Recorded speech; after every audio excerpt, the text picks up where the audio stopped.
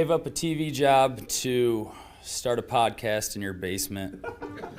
If that doesn't scream midlife crisis, I don't know what does. It was Championship Sunday here in Indianapolis. What's the mindset then coming in as a defending champion? I want to win. No, I want to win. The young lady over my shoulder, Caitlin Clark. Not the best looking guy. And I don't think anyone's going to sit here and say, Matt Randazzo was really good looking. What has this last month, 2 months, 3 months been like for you? It's an important fan base for the Fighting Illini, is it not? It is. He turned 69 years young last week. He looked good, Coach. Oh, try it. Thank you. Welcome to Off the Air on a Thursday here in the Quad Cities, Thursday, March 13th. Thanks so much for being with us. We want to thank our everydayers, those people that watch this thing every single day. I don't know why you do. God bless you that you do. If you're live on YouTube, we appreciate that. Make sure you're subscribing if you are. We're close to 750. We wanted to get to 800 by the end of the week, so we've got some work to do. So make sure you're subscribing. Tell a friend or two along the way. Help support this little show we started right here in the Quad Cities. We're also live on X. X has been very, very good to us. So if you're watching us live on X, we appreciate that as well. Make sure when you're done watching on X, you also go to YouTube and subscribe as well. And of course, if you want to watch this or listen to this without having to look at me, I totally understand that. You can download us. We have the podcast form up every single day right after the show gets done. So you can get the show anywhere you get your podcasts. So you can get it from Apple, Podbean, Spotify, iHeart, you name it. It should be there for you. So don't look at me. I understand that. Go listen to us. If you're going for a run today or working out today, a beautiful, beautiful day here in March. It makes me think about spring and summer. I have a feeling it's not going to be this way for much longer. We'll all go back down to a chilly side of the spring as well, but enjoy it while you can. We have a huge show to get to today. Super excited about this because it's Iowa, Illinois, part 2 tonight in Indianapolis. It's a 5:30 tip. Tom Kakert, live in Indy, will join us just in a second because you know what? The Iowa Hawkeyes aren't done yet. They keep on winning. They won at Nebraska. They go to the Big Ten tournament. They knocked off Ohio State last night, so they are still alive. We'll talk to Tom, get updated with everything that's going on with the Iowa men's basketball program in just a few minutes. Also, coming up later here in hour number 1, really excited to chat with a familiar face and a good friend of mine, Joe Wieskamp, former Muscatine Muskie standout, former Hawkeye, back in the States after a great season professionally in Australia. We'll talk with Joe Wieskamp coming up later here in hour number 1.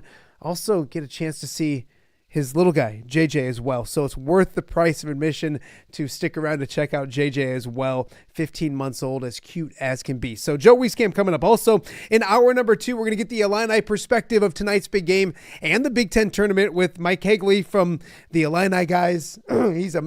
He does a fantastic job. So we'll have Mike Kegley coming up in just a little bit. And then also yesterday we talked with a pair of baseball coaches, Thomas Smith from Moline and Jake Scudder from Rock Island, previewing last night's Western Big Six Banquet for baseball coaches. The first one, and I'm happy to report it was a huge success.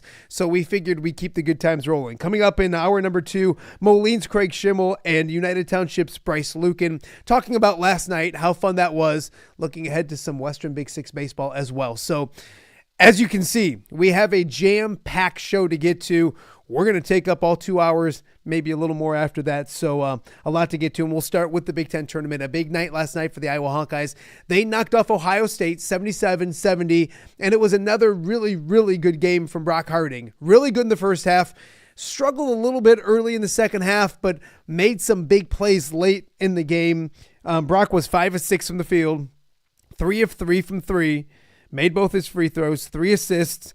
He did have a big turnover late, but boy, did he make up with it with a huge shot to give the Iowa Hawkeyes a 5-point lead with about 15 seconds to go. It was the dagger, and it gets the Iowa Hawkeyes where they need to be. They are into the next round. They win that one, as I mentioned, 77 to... Give me 1 second. There we go. 77-70, and I was doing that because, courtesy of our good friend Tom Kakert, we have some post-game in the locker room with Brock Harding after last night's big victory over Ohio State. Take a listen. We blew teams out, so. I'm just kidding, but nothing on. That was good, the left your hand, right? Huh? You knew it was good? Yeah, after the turnover, I knew that I was making up for it somehow, so just glad it went in. Remember the last time you made a shot like that? Middle school, maybe? Nothing at Moline? No, we blew teams out, so. I'm just kidding, but nothing on that stage, nothing bigger than Big Ten tournament stage for this team. You look like you were, your game was sharp the second you stepped on the floor tonight. Yeah, for sure. I mean, I had a really good first half. Not a great start to the second half at all. A couple of turnovers. The guys picked me up, kept the lead, and kind of stayed in it. I think our defense as a whole group kind of was great from the start, and that's kind of what led to our offense being good throughout the game.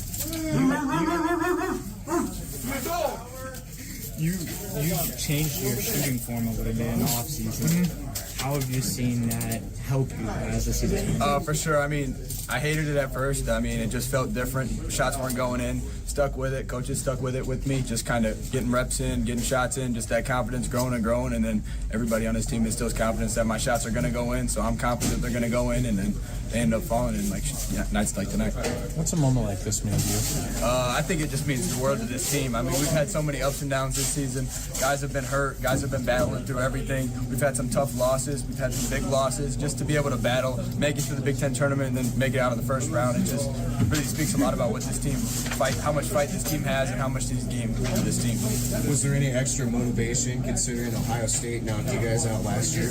For sure. I mean, we were on the bubble last year. We kind of thought, hey, we went to Big Ten tournament games. We're in the tournament. They knocked us out, and then this year I saw something today. I told the guys they had like 78% chance to make it if they beat us, and then like 14 if they didn't beat us. So I mean, we knew, hey, our chances to get into the tournament aren't great unless we win the tournament. Got to win games to get to the tournament, and I mean, might as well ruin their tournament hopes if we can. That's two teams between your best. Like, is that something you guys think about a lot? For sure. I mean, we're never gonna quit. We know that our record's not great, our tournament hopes aren't great, but we know that we're never gonna stop fighting, and that's just extra motivation. Like, hey, let's put teams in the same situation we're in, and just kind of see how it goes from there. You're getting another shot at Illinois. That's a big game for you. For sure. I mean, we're 0-3 the past 3 years playing them. I mean, I know the guys. That's not something that the guys are forgetting. We kind of went there. We got punked.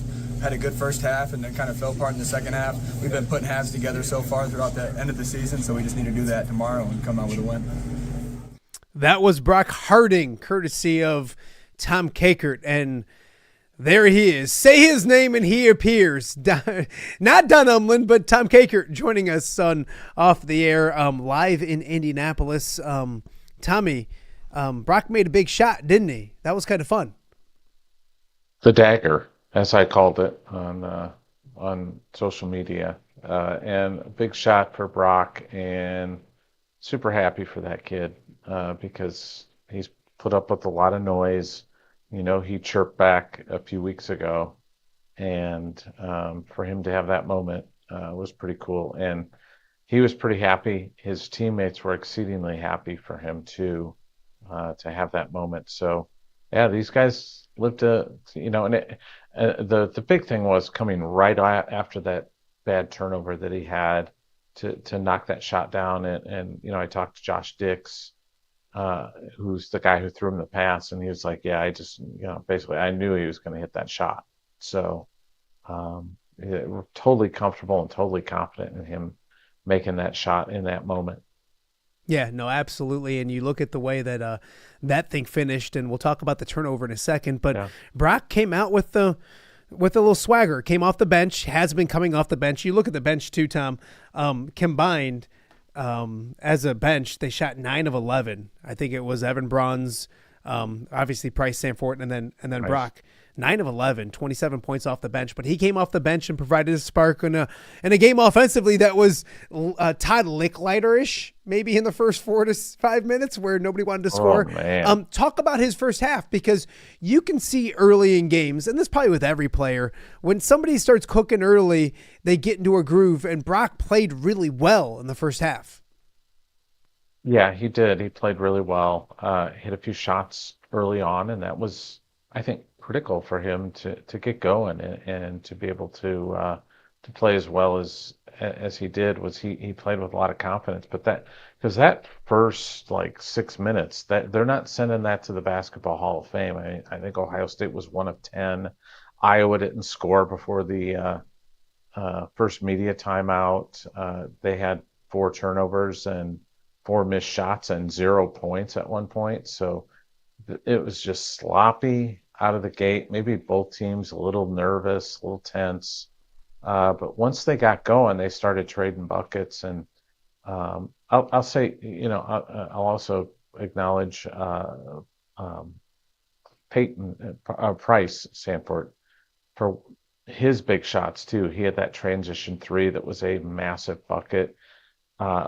Ohio State had taken the lead, and you thought maybe Iowa was in deep trouble at that point because Ohio State had just made that run and they take the lead and you think, boy, Iowa's just going to fade here. Great run, but it's gonna be done. And Price came down and went at Mahaffey, the big kid for Ohio State, and scored on him, and then scored again on the next bucket. And Iowa never trailed again, I don't think. And that was just really cool to see both those guys off the bench come in and just make monster plays down the stretch. So Iowa up 7, I think, ish, with 90-ish seconds to go. Ohio State gets within 4. And, I'm a Brock Harding support. They got within 4, and then when they got within 4, and I'm a big Brock Harding supporter, a bad turnover, got caught up in the air, turned it over. Ohio State capitalizes, gets within 2. Brock mentioned it when you talked to him in the postgame. He wanted to make up for that turnover. Boy, did he. And that's the second straight game I think Brock provided the dagger. It wasn't as dramatic in Nebraska because it was like an early dagger, if you will, but to make that shot and just the reaction of his teammates, the bench, you saw Peyton run right to him after he got fouled, after he got the rebound, and give him a hug. Talk about, and I don't want to, we're used to that in the Quad Cities. We watched Brock Harding make a lot of big plays. He mentioned he hadn't made a dagger like that since middle school, but that's because they were blowing teams out. And when you're on the biggest stage ever at the state championship game and then the state semifinals, and Brock shot the heck out of it then, you kind of expect it from that young man. Just talk about the reaction afterwards. And I know a lot of smiles for a young man that you mentioned at the top. You've been through it a little bit when it comes to fan reaction and those kind of things. Yeah, just I showed him a picture after when we were in the locker room, the picture of Fran hugging him, and he got a big smile on his face. He was like, "That's pretty special, isn't it?" And I was like, "Yeah, it probably is for you, isn't it?" And just there was somebody sent me a quote that Fran had said on air, I guess, about just Brock being one of the toughest individuals he's ever coached, and I showed that to him, and he was just blown away by it. Just it meant a lot to him. So to get that acknowledgement from his head coach that he's a kid that he wants to go to battle with. So just happy for Brock because he has put up with a lot. He's heard a lot from the social media fans who think they've got him figured out, and he's boy, I'll tell you what, a year ago he doesn't make that shot probably, but he's worked on his craft, he's worked on his game, and he's become a better basketball player and a better shooter more than anything else. And because he's always going to be a good passer and good ball handler, but he has really developed a shot it's very consistent. He's shooting almost 40% from 3 this year. I mean, that's you can't complain at him saying, he doesn't shoot the 3 ball well. That's a really good number for anybody. No, absolutely. And he is one of those guys that continues to work at it, and we won't constantly talk about Brock, other things to get to, but his last, not going from starting to the bench and he's put together some really good games. He had a good game down in Champaign, had 15 points, I think. First time they played Illinois. 16. This game, Nebraska, exactly. He's had Rutgers was good. He's starting to play consistently good with about 20 to 25 minutes a game. He's not up to the 30, 32, 33 that he was playing. But you can see him turning a corner. And I thought you saw the jump from freshman year to sophomore year. I feel like he's playing his best basketball right now at the end of his sophomore season. I think so too. And that's what you want to see from somebody. And he's maturing, he's grown up, he's developing. You can see the coaching taking hold, that he's gotten that help on his shot from Coach Gatens. I think Kirk Sproul probably had a hand in that, former assistant coach. Probably wandered in there and gave him a little lesson from the shot doctor. But I'm just happy for him because he's a kid you want to root for. And he took a lot of heat during this season and let some of that heat out recently and caused a stir. But that's, if you know Brock Harding, that's Brock Harding. Well, and he's backing it up, Tommy. Like, that's the thing is he put the tweet out there and then he just started playing better. So maybe he should tweet more. Hey, go ahead. Go ahead. No, go ahead. I just think you slight him and he's going to get motivation from it. Yeah, 100%, 100%. Tom Kakert from the Hawkeye Report joining us talking Big Ten tournament. You're in Indianapolis right now, and we're going to get to tonight's game in a second. But Tom, there's a storyline in Iowa basketball right now that's the decision. It's like, I don't know if it's LeBron when he was making his decision back in the day or all that kind of, but everyone's waiting for the decision. And these guys, these players refuse to let that decision even happen because the way they play. They're loving what they're doing right now. You can tell they're connected. They're motivated, probably playing for their coach in a way. What's the vibe like right now around that team? Because everybody's there waiting for this decision and they just want to keep playing basketball. They're pretty loose. And I think that's the interesting thing is that they're not like, they're just kind of playing with house money with nothing to lose. And everybody else here, Nebraska was, Brock mentioned that, Nebraska was playing for something and they were tight.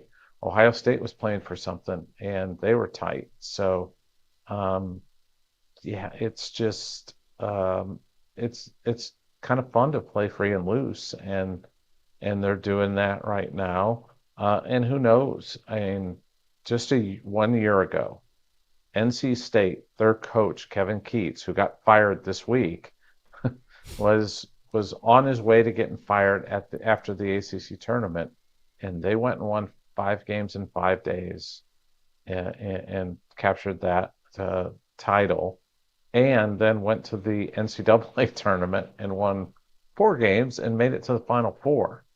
I am not suggesting that Iowa will do that, but there's an eerie similarity here that, Fran's on the hot seat. I don't think anybody's going to deny that. And, you saw overnight last night the Minnesota athletic director who's on the selection committee jump on a plane just to fly up to fire his coach. In the middle of the night, Tom. He did it like 2 o'clock in the morning via tweet. That's some gangster stuff, isn't it? Yeah, I don't know if Beth Getz is going to be making a decision in that way. Tom, I had a few people text me today, hey, is Kakert going to be on the show? Like, what's going on with the they almost, in the same breath of great win, they're like, hey, is there anything new? Is there anything new? So I said I'd ask him, but Tom, there's nothing really new nothing. When it comes to anything. This is about basketball right now, isn't it? Yeah, I saw Beth Getz yesterday as I was headed to the media seating area. Saw her and the entire athletic department staff, including the great Joe Conklin. Good-looking man. Was with them. Silver Fox that he is, yes. I saw all those folks there. So they're here supporting the team. They're here probably meeting with some donors. Probably have a suite or something, and they're up there talking to those folks. But Beth is playing things close to the vest, and she'll let us know once the season is over. I think the interesting thing somebody brought up to me last night was I was probably going to get invited to the Crown, which is that event that Fox is putting together at the end of March out in Las Vegas, a 16-team tournament. And we all know Fox and the Big Ten are in bed together from a media rights perspective. So Fox is going to invite all these Big Ten teams to come out to Vegas and play in the Crown. And you have to have 7 scholarship players to participate, but how is that dynamic going to work with the head coach? If you make a change, I don't know. It's going to be interesting, but I don't think that's not going to impact her decision, and nor should she wait until the Crown is done. The Crown is a meaningless, really, event in the scope of things, but we'll see what happens. Yeah, and of course, Tommy's in Indianapolis, and we'll be following the team back whenever that is. Maybe it's Sunday, and I'll have everything covered. We got to talk Iowa, Illinois, because I've been cranky all year that Iowa didn't play Illinois in football. They only played once in men's basketball. Sometimes they had played 3 times. And I had even said recently, I think it was probably the last time they got ready to play when we had Ked and yourself on, that they played 3 times. They're only going to play once this year. I didn't see this happening. I didn't see 1, Iowa even getting in, and then 2, getting to a point where they're playing Illinois. The Illini did beat them by 20 last time around. Your thoughts when you look at this game on paper? Obviously a great rivalry. Your thoughts on the game tonight coming up between Iowa and Illinois? Yeah, Illinois hit that rough patch just before they played Iowa, and they were just not healthy. And they got blown out in that game against Duke at MSG, and I think Illini Nation was just sort of freaking out about everything, and they just need to get healthy more than anything else. And now they're getting Johnson back, the freshman forward. He's getting it, and he's a difference maker for him because he's big and he's athletic and he can get on the glass. I think Iowa might be running into one in this game just because I think Iowa's going to give them a run for their money. But I just think a healthy Illinois team.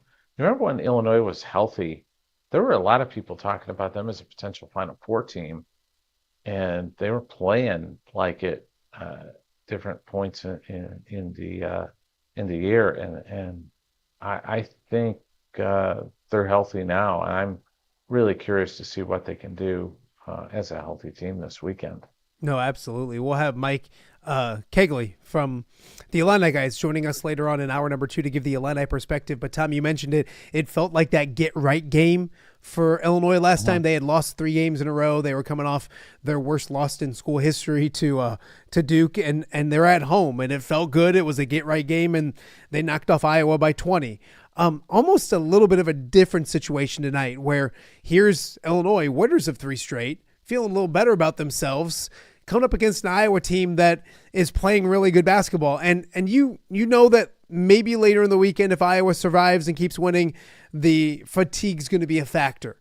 But it's just game 2 right now. So Iowa has their footing there. They've played a game there. We've seen it in other years when it's worked against Iowa, where a lesser seed has already gotten comfortable in the arena and all that kind of stuff and play. There is some things to this game that you look at a big picture that there are some advantages for Iowa this evening when it comes to those kind of things. Would you agree? Yeah, they've gotten in the gym. They got comfortable. They feel good about the sight lines and everything. Here's the thing that I would be one of the keys to watch. In that first meeting, Iowa turned it over 16 times. They were really, really sloppy with the basketball. They've got to keep that number under 10 if they're going to have a shot to pull off this upset. I think they've got to make over 10 threes as well if they're going to have a chance to pull this upset. Iowa is 12-3 this year when they've made more than 10 threes in a game. If they have double-digit turnovers, it's going to and don't make 10 threes, it is a really hard thing for Iowa to do to win because they don't have a post presence without Owen Freeman in there. So they just don't have like a go-to guy that they can throw it down to and get a bucket, get to the foul line. Lajay is playing really well, but he's just not that guy that's going to kind of command a double like Owen would. Evan Braun's playing really well, but again, just doesn't have that presence where he's going to command a double where you can get a shooter open off of him. So that's going to be the challenge for Iowa. They've got to shoot it really well, and that's what you worry about with legs back-to-back games, being able to make that three ball and then turn the ball over, because Illinois, they're not a great defensive team, but they've got length to them. And I think that could give Iowa a little bit of trouble. So it's something to watch. Iowa played really well against them in the first half down in Champaign. It was the second half where things got away from them. Yeah, and you look at it too, Tom. I think Brock in that game down in Illinois scored it well, had like 4 or 5 assists, but also had 4 or 5 turns. And I think you mentioned like the turnovers are the thing that Iowa can't afford. Also, Tom, last time they played, Illinois got off to a great start. First 4 minutes of the first half, first 4 minutes of the second half were really bad for Iowa. And it got them behind the 8 ball. They could never recover. I think the start of this game, start of the second half, will play a big part in what happens tonight. A prediction for tonight, Tom. Will you be covering basketball tomorrow in Indianapolis? Will you be driving home tomorrow from Indianapolis? Your thoughts and maybe a prediction for tonight's game. I put up my prediction piece, wrote it late last night, trying to put that together. That's one of the perils of doing this is, but I don't have my buddy Matt here to do instant reaction podcasts like we used to do. I know. From a hotel room, from undisclosed locations in Indianapolis. That's not creepy at all. That doesn't sound creepy at all, Tom. Not creepy at all. 2 guys in a hotel room at after midnight doing podcasts. No, nothing creepy at all. Nothing wrong at all. Nothing about that. I picked Illinois to win 83-73. So that's just my thought. I think I was going to keep it tight. I just think Illinois has kind of found something, and I think they're a dark horse maybe to win this thing this week, just based on their draw. I think they could run through this thing and win the title, and maybe or at least meet Michigan State in the title game. No, absolutely. It's a big game in this area. 2 more things, Tommy, before I let you go. One, we mentioned the Minnesota thing. The timing of it, I think, was awful. I don't think it was a big surprise. Just your thoughts on a coaching opening in the Big Ten. Have you heard, or like off the top of your mind, you'd think who would be interested or related to the job at Minnesota? And the Gophers now have a decision to make on who to lead their program moving forward. Super interesting side kind of thing to this is that Minnesota is likely going to be involved with the Colorado State coach, Nico Medved. Nico is a Minneapolis native, Midwest guy, coached at Drake for a year. He was a guy that if Iowa were to make a change, I think would be on the short list. And why would he be on the short list? Because Iowa's new deputy AD, Joe Parker, was the athletic director at Colorado State that hired Nico Medved there. So I think he would have been somebody that they really seriously took a look at. So maybe Minnesota's trying to beat people to the punch. I don't know, but I would suspect that they're going to hire Nico Medved. Probably should have hired him the last time they were looking for a coach, to be honest. He's a really good coach. I think he'd be a great fit there. Was an assistant coach at Minnesota for a few years. Knows the area. I just thought, boy, I can't believe they fired that guy in the middle of the night like that. That's just so weird. Just wait till the morning, or you know what? Sit down with them after the game. You're here. He's in Indianapolis. Their AD. They just started the selection process stuff. He's here in town. Just grab him afterwards and say, we got to go talk. Say, I'm going to make a change. I know there's no good way to do it, but doing it in the middle of the night is definitely not the good way to do it. Yeah, there's no good way to do it. There are bad ways to do it, and I think that definitely was one of them. Tom Kakert, that's like the Lane Kiffin getting fired on the tarmac thing. I mean, it's just. And there's stories like that, Tommy. This isn't the first, and it won't be the last of bad firings going on in the world of college sports. Tom Kakert from the Hawkeye Report joining us. One last thing for you. It was 5 years ago yesterday that we were in Indianapolis when everything got shut down because of COVID, which is crazy to think back of. I think Scott Weiss sent me a picture of me in the hotel room ironing my shirt, getting ready to go over to the arena, and then he's like, and 2 hours later, we were done. And we stayed in the hotel that night, and I think you probably stayed too. And they were already laying off hotel employees and all that kind of stuff. I had it home. I just wrote my story, and then just drove home and had a very sad meal with my friend John Bonenkamp at the Beef House, wondering what our lives were going to be like moving forward. Yeah, because we didn't know. We had no clue. I just remember the thing I'll never forget. I was at the arena when they canceled it. Me too. And I was standing in Michigan and Rutgers were going to play the first game, and they had kind of gone out there and warmed up and then disappeared. And I was like, "Ooh, that's not good." And then I saw my good friend Mike Grimm, who's the radio voice of the Minnesota Golden Gophers, a native Iowan. He's walking in. We're right by the court because Iowa was going to play Minnesota that day, and German comes up to me, shows me his phone, and he goes, "They just canceled it. They just canceled everything." And I was like, "Holy bleep!" Yeah. Here we go. And we sat through a Kevin Warren press conference talking about where things were, what was going on, and that was that. And we were done, and went. In fact, they kicked us out of the field house after the Kevin Warren thing. It was like 30 minutes. You got to be out of here.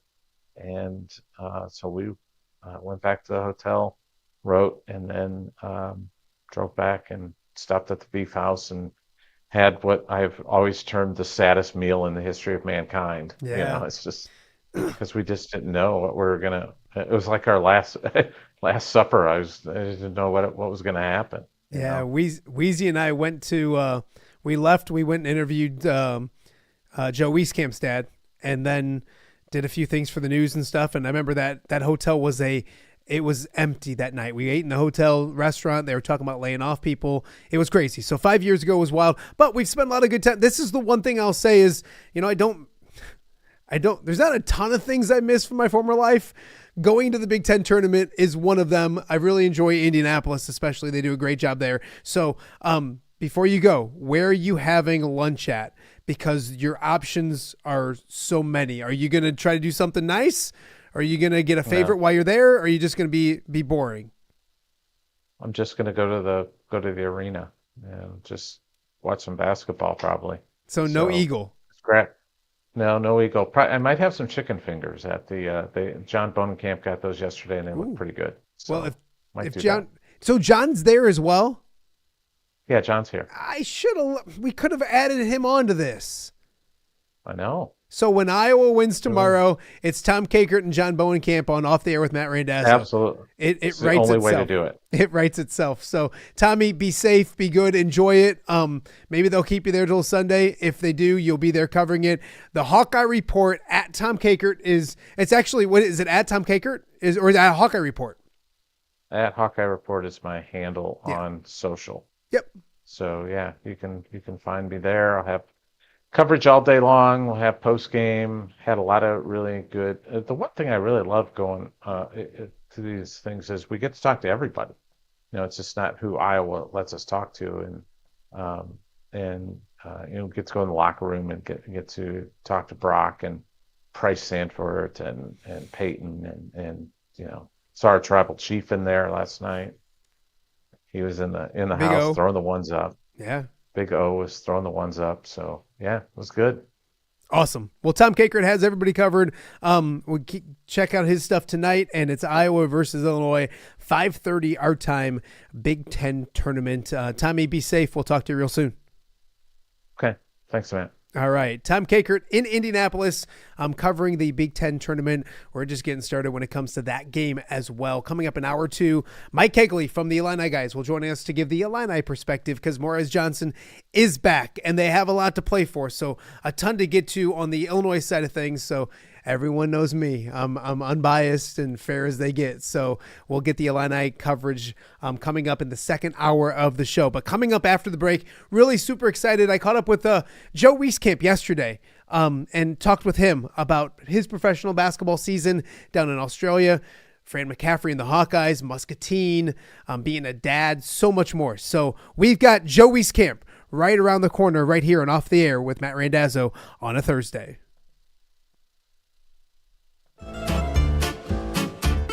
When it comes to quality, convenient pizza, Godfather's Pizza in Silvis has you covered.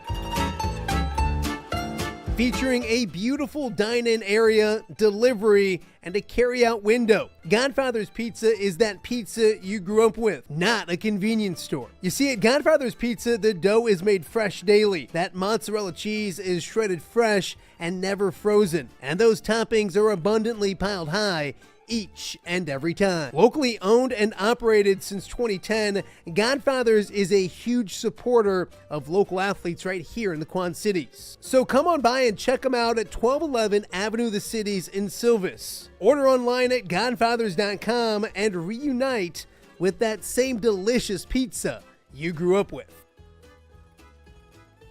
Hello, Dan Pearson here of FCA. Our team is thrilled to support Off the Air with our good friend Matt Randazzo.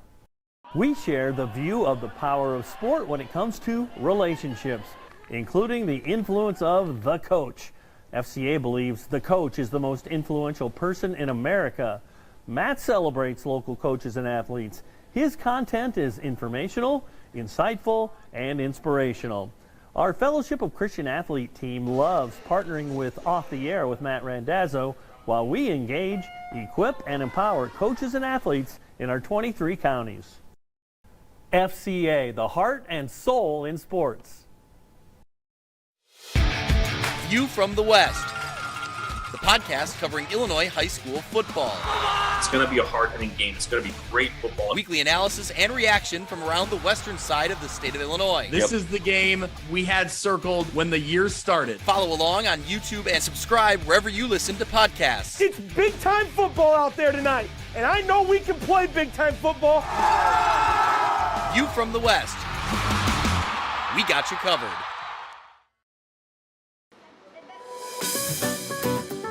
Are you looking for the Quad City's best chips and salsa? There's only one dude to turn to. Right on. Snoop. Hand-cut chips, fried fresh with that crunch you've come to love. And the most addicting salsa with delicious fresh ingredients each and every time. Pick up your chips and salsa, queso, enchiladas, and much more at the Stern Center in Rock Island. To place your order, simply call the man himself. It's Snoop at 309-314-8197 and find out for yourself what the rest of the Quad Cities already loves. Welcome back to Off the Air on a Thursday here in the Quad Cities. A ton to talk to, a big episode. Thank you guys for watching. It is Iowa versus Illinois tonight at the Big Ten tournament. Tom Kakert was just live in Indianapolis, kind of getting set for that. For the Iowa side of things, as I mentioned, Mike Kegley from the Illini guys coming up in a little bit, hour number 2, talking about the Illinois perspective of things. Also coming up in a little bit later on in the show, we're going to talk more high school baseball. The Western Big Six Coaches Banquet for baseball side of things happened last night. It was the first one, great attendance, a big success.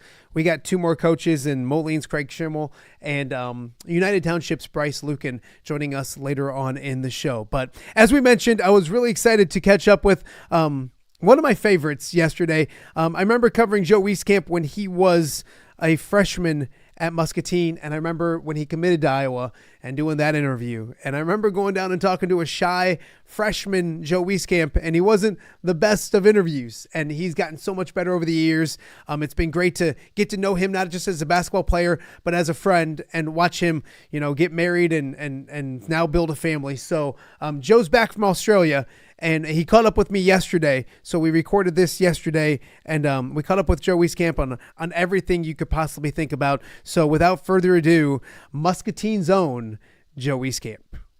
And we welcome a familiar face to Off the Air with Matt Randazzo, the one and only Joe Wieskamp. Joe, this is weird because, I remember you when you were a freshman, and I came down to interview you when you committed to Iowa, and now I'm talking to you after you got back from Australia and you're a professional basketball player. Am I that old, or help me out here? Please tell me I'm not that old.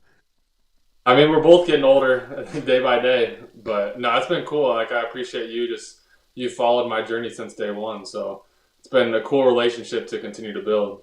Absolutely. Absolutely. And I tell you, every time I text you or bug you that we're watching you, and the Randazzo family were keeping tabs in Australia and all those kind of things as well. So I think I want to start there because Australia is where you went this year.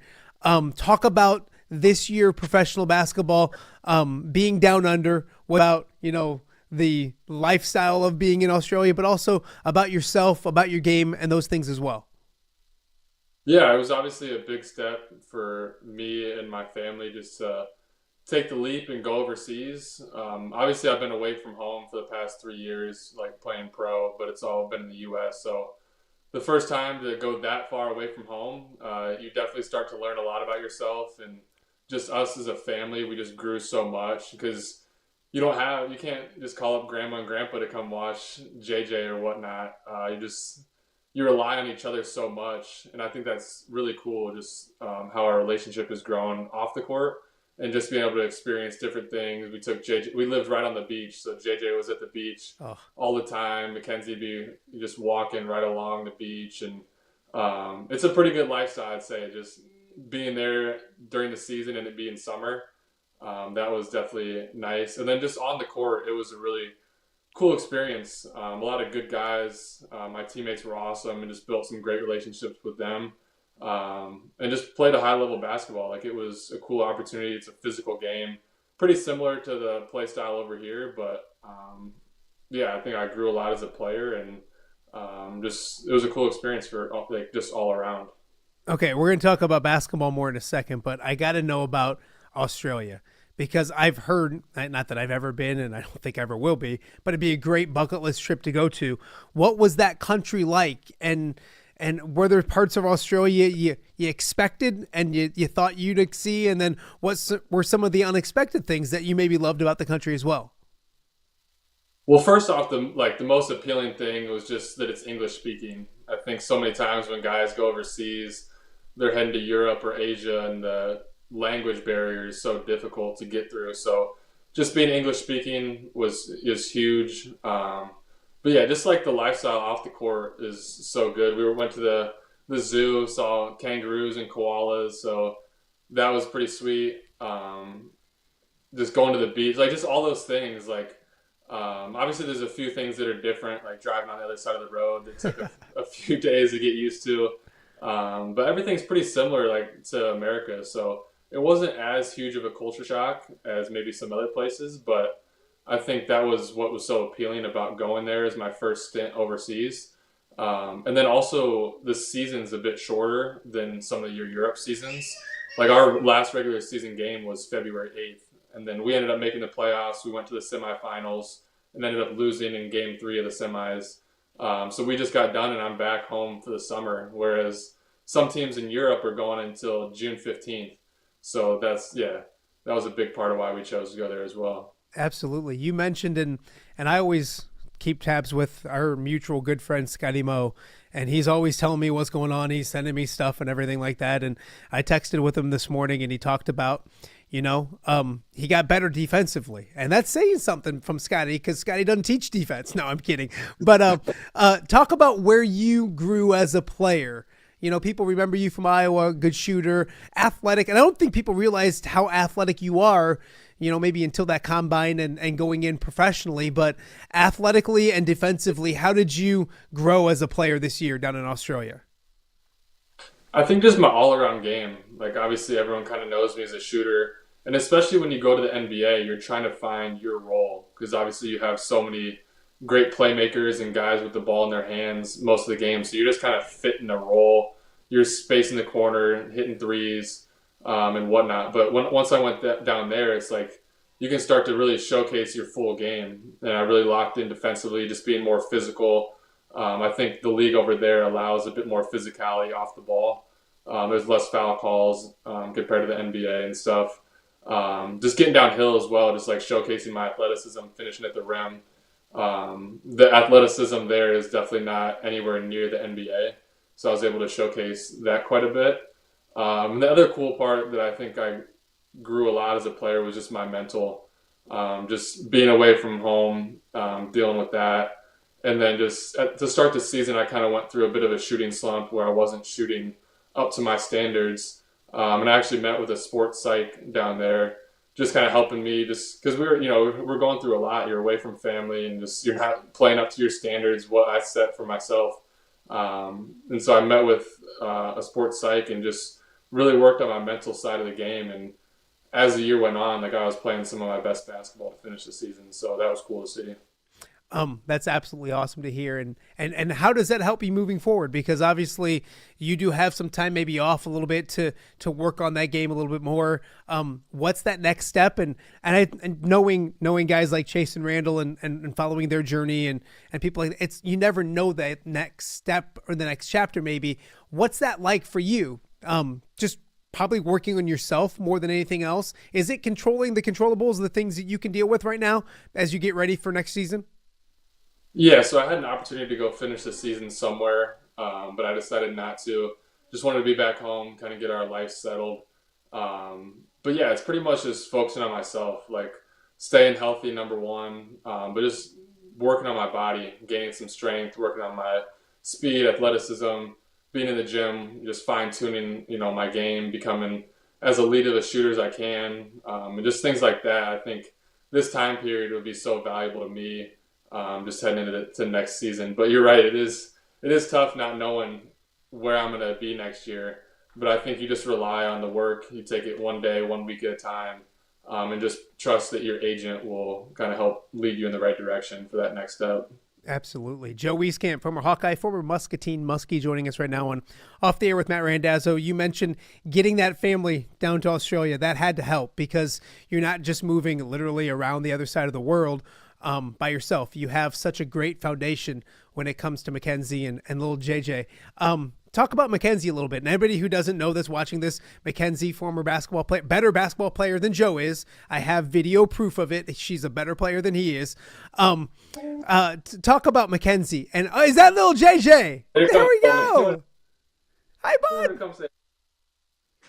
How did you create such a cute little guy? Come on, what's going on? I'll give that credit to Mackenzie.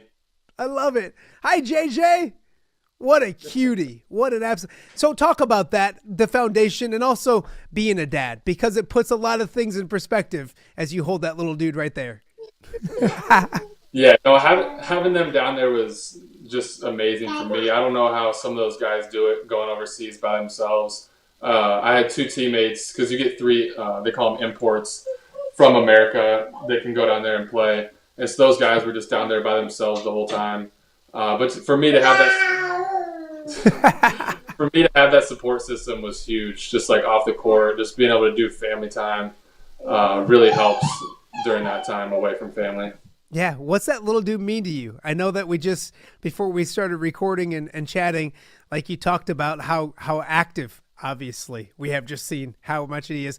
But what it does put, when you go through slumps, I remember telling people when I was first had Charlie, my oldest, and I remember I used to get mad on a Friday night if like games didn't go well or I didn't get something covered. And I remember I came home mad on a Friday night and there's my wife rocking Charlie, just exhausted. And she's like, will you take him? And I took him and I looked at him and I'm like, what? It puts life in perspective. Why am I mad about something else when I'm holding my son? Talk about that, because it probably put a lot of life in perspective for you as well. Yeah, I was just going to say that it really puts things into perspective. Just like I'm more than a basketball player, and although that's my profession, like I have so many other great things going on in my life. Obviously having, you know, an amazing wife and then a young kid to come home to, and he doesn't care if I play good or bad. He's just happy to see his dad. So I think I just kind of relied back on that and just all the other aspects that I had, you know, going well for me outside of basketball. Absolutely. Little JJ's there, and Mackenzie announced, I think last week, a little bit Wieskamp baby number 2's coming soon. Talk about that, and what's that like for you guys? Yeah, we're excited. We got baby number 2 coming end of August, so life will get a bit crazy, more than it already is, but we're excited just to continue to grow the family, and just we want to have a big family, so just having young kids running around will be a lot of fun. Okay, let me put it in basketball perspective for you. Right now, you're good. When you have baby 2, you'll have to go to a man-to-man. All right? When you have 3 or more, you guys got to go to a zone. You got to pack things in a little bit, go to a zone, and maybe defend areas, if that makes sense. Yeah, we're just taking it one at a time. We'll see how that goes. But, yeah, I'm sure you guys have your hands full having 4. Yeah, man-to-man, it will be coming soon in the Wieskamp household. Joe, a couple of the things I want to talk to you about before I let you go, and you look at being back home and being back in the state of Iowa. How much do you get to keep tabs on your former program, the University of Iowa, what they've done? I know it's a different time schedule, is crazy, but how much have you kept tabs on Iowa basketball since you've been in the league, and especially this year since you've been down in Australia? Yeah, I've tried to follow as much as possible. This year was a bit more difficult with the 17-hour time difference. So it's usually I'd kind of wake up, check the box score, and then watch as many games as I could. Sometimes they'd be playing at like 11 a.m., 12. So we try to watch those games. But ever since I've left Iowa, I've been watching as much as I can. Thoughts for this year? Obviously, a disappointing season back in the state of Iowa now. Your thoughts on a down year for Iowa basketball, which have been few and far between under Coach McCaffrey? Yeah, it's hard to see, like hard to watch a little bit. But you also got to keep in perspective that Owen Freeman got hurt. Your starting center, one of their best players. So they've had to. Other guys have kind of had to step up, and they've done as good as they can. But I love Fran. I'm going to support him until the day he's done. So he's my guy, and they'll get it figured out. Now, we're recording this on a Wednesday afternoon. This is being aired on Thursday, so God only knows what happens in the world of college basketball. But you mentioned Fran McCaffrey.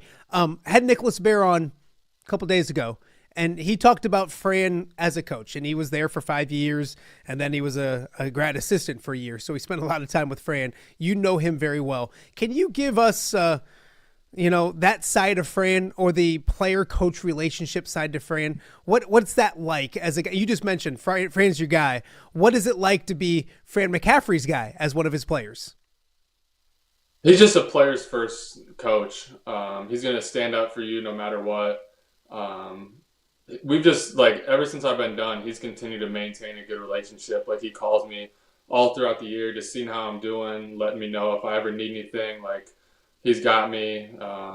And so just to play for a guy like that not only while you're getting recruited to go there, while you're there, and then once you leave, he's still maintaining that relationship. And not every coach does that. And so I think it's really cool and something that just shows the type of guy that he is. It's funny because one thing I'll always say is you don't hear too many former Iowa players. I don't know any former Iowa player that complains about their time at Iowa, if that makes any sense. You see that at other places.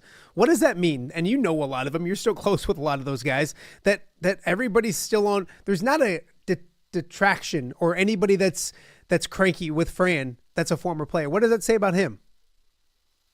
I mean, it tells you everything you need to know. That's at the end of the day, that's a huge part of why I went there. Obviously being close to home was another huge reason, but if the coach wasn't someone that I gelled with, I certainly wouldn't have went there. So it just tells you the type of guy that he is, and also the type of players that he recruits. He recruits high character guys that are going to be good locker room guys and are going to maintain those relationships once they're done playing. one of Fran's biggest, detractions is the lack of a Sweet 16. And it was interesting because I had Nicholas on and I asked him about the Tennessee game and how close that was to being, and he said, thanks for reminding me about that, Matt, but I don't mean that in a negative way because it was an amazing comeback. Do you think about those situations, that game? Nicholas talked about that. He still thinks about it a lot. Is that one of those games, good and bad, because so many good things happened, but didn't quite get over the hump? Well, I think of both those games, the Tennessee one and then again my junior year against Oregon. But yeah, that Tennessee one was crazy. We obviously just dug ourselves too deep a hole in that first half. But then it showed the type of team we had bouncing back in that second half and forcing it to OT. And then again, my junior year, just like we were the 2 seed, playing the 7 seed against Oregon. And first off, like Oregon should not have been a 7 seed with the type of talent that they had on that team. So yeah, just definitely wish we could have made a Sweet 16, but regardless, loved my time there and thought we had some really good runs and some good seasons. I'll take it a step further. How about the fact that Oregon also didn't have to play a first-round game because VCU didn't have to play because of COVID. Not have to play, but they couldn't play because of COVID. And then look at the sophomore season, Joe. I mean, I look at that group and that core that you had, and one of the 2-3 chances you guys had to get to that next level was taken away, and you guys were playing really good basketball that sophomore year when you guys found out in Indianapolis that the season was done for. Yeah, exactly. So it's just tough. Obviously every team wasn't able to play that year. We felt like we had the team to make a run at it. But yeah, then the whole thing with the COVID and Oregon not having to play round 1 definitely played a factor as well. You mentioned Joe Wieskamp joining me right now, former Hawkeye, but former Muscatine Muskie as well. And I want to talk to you about Muscatine because I have people all the time asking me, how's Joe doing? What's going on with Joe? All those kind of things. The Quad Cities and Muscatine, I'll lump in with Quad Cities. I know they're not, but we'll lump in. This area has been so supportive of you and your career, not just at Muscatine, but at Iowa and now moving forward. Do you still feel that support, that love from local people in Muscatine, Scotty Moe, bugging you all the time, probably talking to you about the game? And how important is that? And what does that mean to you to still get that love from your hometown? 100%. Ever since I've been there, whenever I'm home, everyone's excited to see me. And I think the coolest thing is when I have my camp and just seeing all those kids that show up every summer to support, what I've done and just to kind of gain knowledge from all my different experiences. So definitely feel that love and support from all of Muscatine. And it was following along this past season. They had a really good squad, won the MAC. Would have been sweet to see him make state and make a little run there, but regardless, it was just cool to see Muscatine basketball having a good season. I talked to you about going back to the college days. Do you think about that senior year of yours? Gosh, I remember going down there and the electricity in the gym and you guys getting to state and all that kind of stuff. That was a special group as well with some knuckleheads that I'm sure you're still really good friends with to this day. Looking back, that year was probably one of my favorite years ever playing basketball. I grew up with all those guys, and then to be able to, play varsity basketball and make the state tournament, those crowds, even on Tuesday nights, people were showing up, filling out our stadium and whatnot. But yeah, just looking back, those are some of my best memories playing. What's the best high school game you ever played personally? I have a thought process, but I want to make sure it matches up. What's the best game you ever had in high school? That's a good question. I mean, obviously the Bettendorf one stands out, scoring my career high. Where you scored every single point. It was amazing. It was a fun one, yeah, especially for cake auction as well. Yeah. No, absolutely. That's the one off the top of my head that because I remember Corey texting me. I think he was there and he's like, dude, I think Joe's got 24 of their first 24 points. This is the most amazing thing I've ever seen. So those are fun times I'm sure you're going to think of and remember for a long time. Some of the Wieskamps are in Arizona now. I know that you have brothers down there. That's where Luke ended up finishing up. And rumor has it he's got a bragging right over you because you made it to state, but did little brother win state? Is this true, Joe? He did.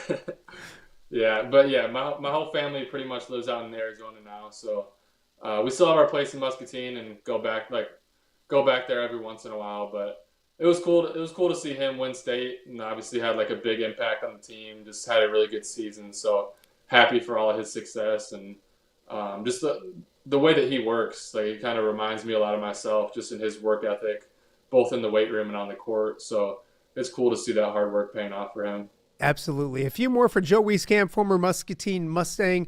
Why do I keep saying that? Muscatine Muskie, and former, I hope I didn't say that before. If I did, I'm an idiot. I've only covered the area for 25 years, Joe. I'm new at this. And then also former Hawkeye as well. Joe, you mentioned that camp.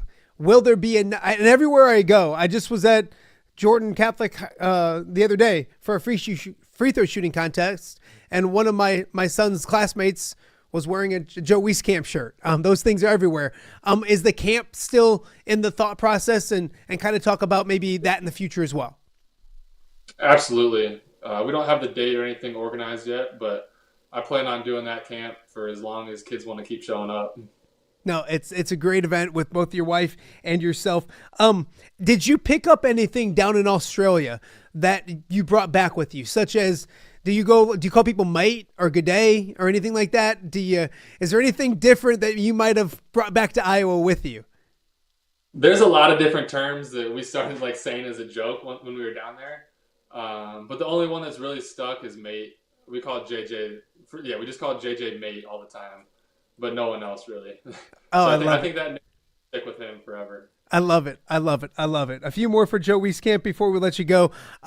When you look at the state of college basketball right now, and the NIL stuff and the money and all that kind of stuff, and I know it's a lot of your teammates and Nicholas and Jordan that kind of put that to the forefront, and yourself.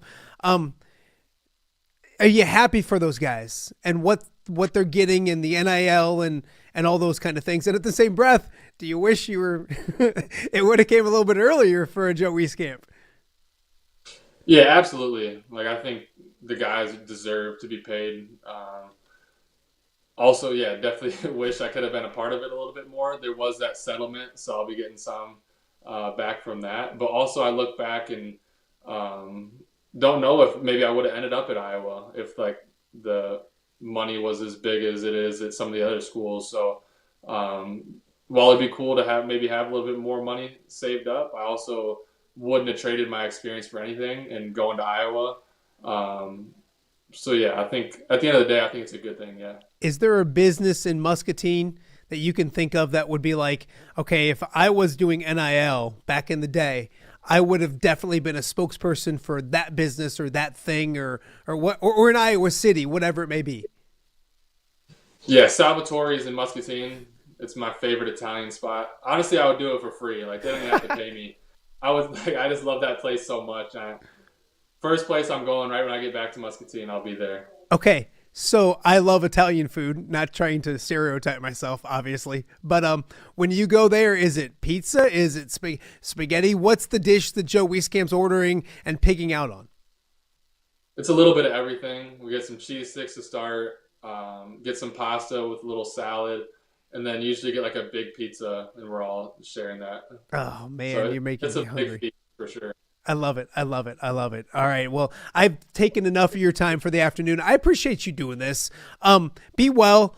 Tell Mackenzie I said hi. I'm shocked she hasn't left you yet, but you're doing something right if she hasn't. Obviously, no, I joke. You guys are an awesome couple. I still can't believe she made that half court shot, man. I still cannot believe to this day she knocked that thing down. And that wasn't, a lot of times I can edit stuff and I can like fix things. Dude, that was as legit can be. And you were, I don't know if you were happy for her at the time. It's cool now, but I don't think you were too thrilled. I was not happy for her. I wanted to beat her. But looking back, it was a cool. Is she still shooting? Can she still go? She definitely can. She doesn't shoot very often, but when she rebounds for me, occasionally she'll just go shoot some threes, and she hasn't missed a beat. Like, she can knock down 10 in a row if she needed to. I love it. Iowa women's basketball, before we let you go, are you guys just loving that as well, knowing that Mackenzie's close to the program and what she helped build and watching it get to the level that it's gotten to? Yeah, no doubt. We follow them just as much as we follow the men. So it's been cool to see just all the success that they've had. I love it. I love it. So he's Joe Wieskamp. Congratulations on the great season. Thank you for doing this for me. I do appreciate it.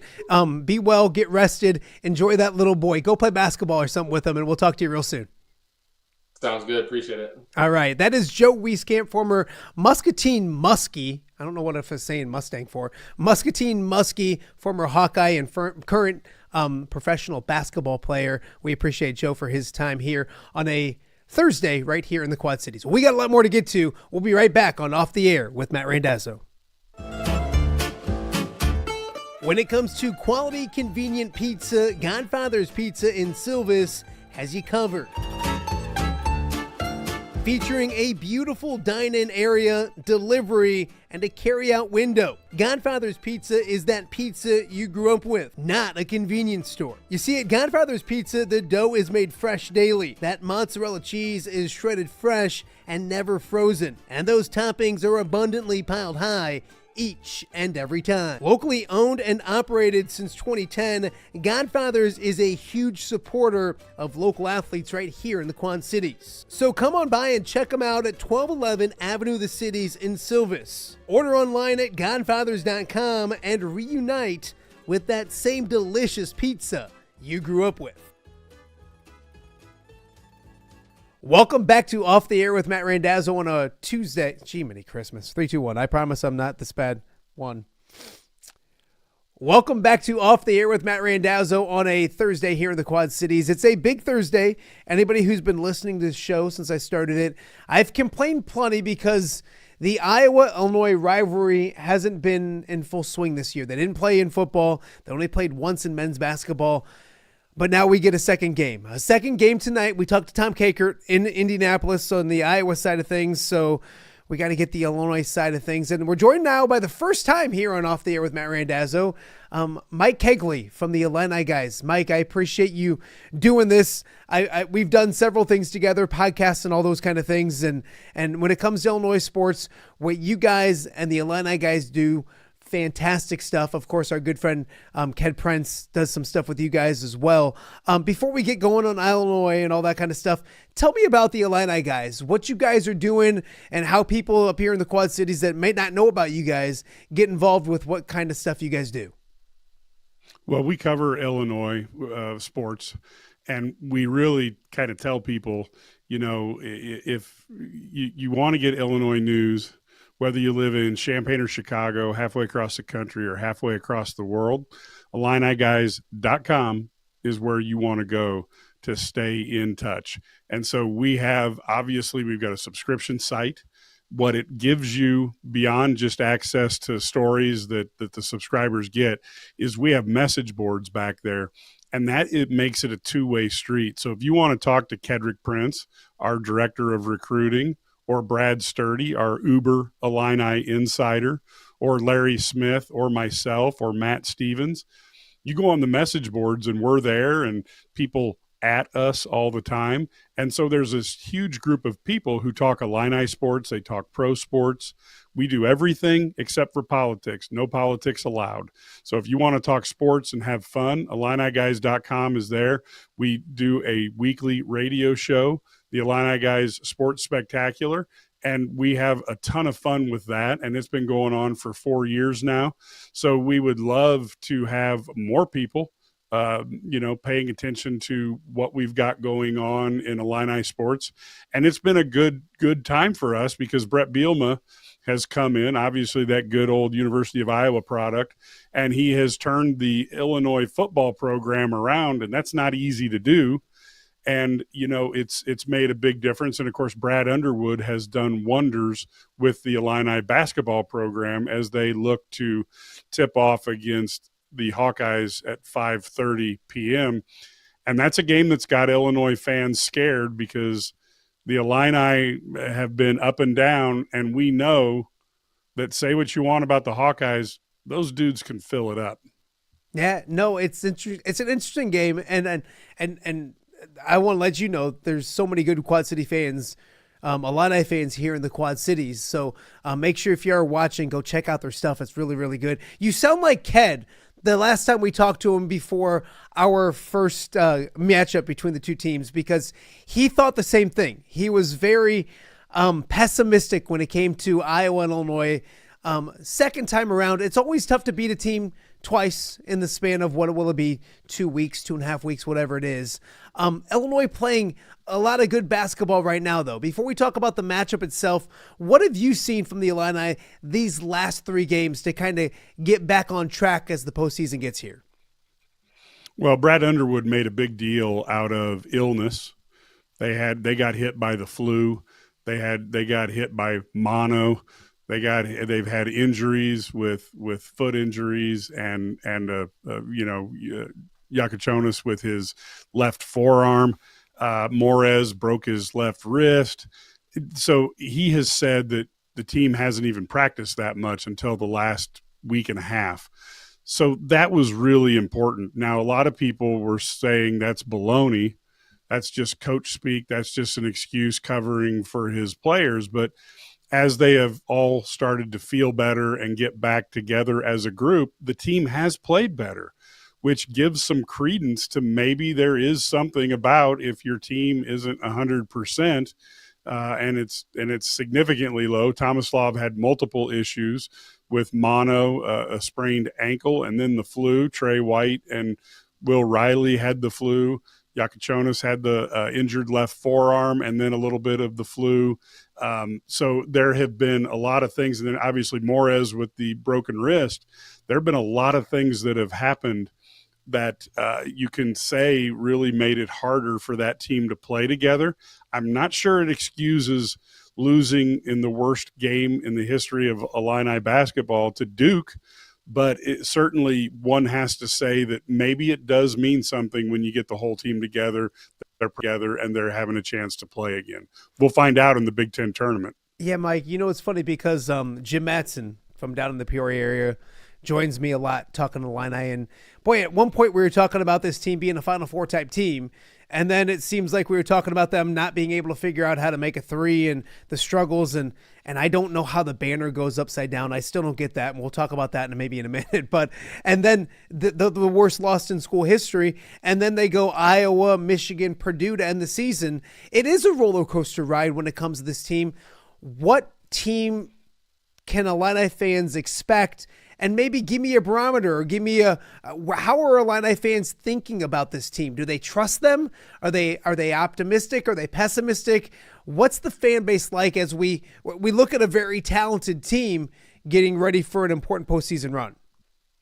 Well, you're looking at a fan base that's been scarred by things happening in the NCAA tournament that you don't really expect. Go back to 83 with having to play Kentucky to go to the Final Four and have a no call that makes the rules that no longer can teams play at home that late in the tournament.